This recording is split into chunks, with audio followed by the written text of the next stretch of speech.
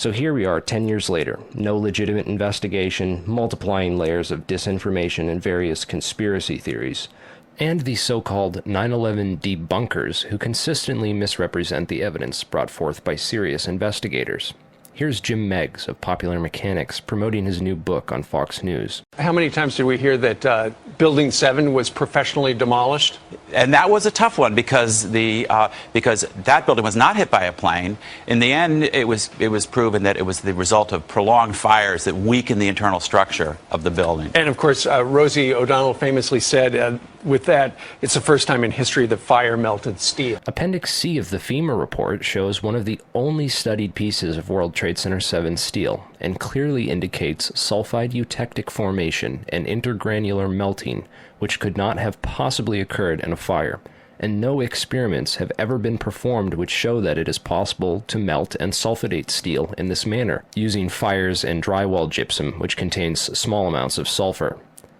Listen as Jim Miegs uses this same fallacious sidestep tactic, which can be found on numerous debunking websites, as well as Michael Shermer's article from Scientific American, all of which completely avoid the evidence that steel actually melted at the World Trade Center, and instead claim that the steel didn't need to melt for the building to collapse and the official story to be told. A lot of people had a hard time understanding how buildings could fall down as a result of fire, but what we found is it doesn't take temperatures high enough to melt steel. It just has to heat up the steel so it expands and then softens and weakens the structure until it collapses. Okay. That may be true, but you still didn't explain how the World Trade Center 7 steel from Appendix C of the FEMA report was melted with holes through it like Swiss cheese, for God's sake. And one of the new things in this particular update that you've got is there are some guys who claim to have collected some air samples, and in that air sample was what? Some dust. They call it nanothermite. Now, thermite is a compound that if you apply it in a certain way, it can actually melt metal in certain conditions.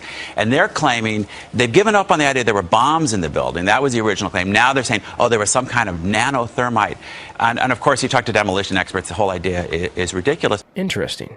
Popular Mechanics is now claiming that it is ridiculous to think that thermite could be used to demolish a steel structure.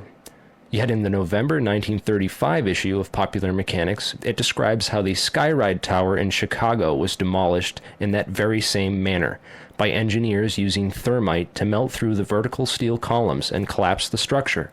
Pretty ridiculous, eh? But what it shows is how the conspiracy theories keep evolving as one gets knocked down. They never change their conclusions. They just come up with new evidence. That's probably because there's so much evidence, which we will continue to compile and make public until the truth is known and the perpetrators are brought to justice. Now they're literally claiming their best evidence is grains of dust found in the street near ground. As if the size of the evidence has anything to do with how important it is. DNA is even smaller than the nanothermite particles which can be found uniformly throughout samples of World Trade Center dust. Yet DNA is used routinely to convict criminals in court cases all over the world. Just like the nanothermite evidence from the World Trade Center dust will someday convict the 9/11 criminals.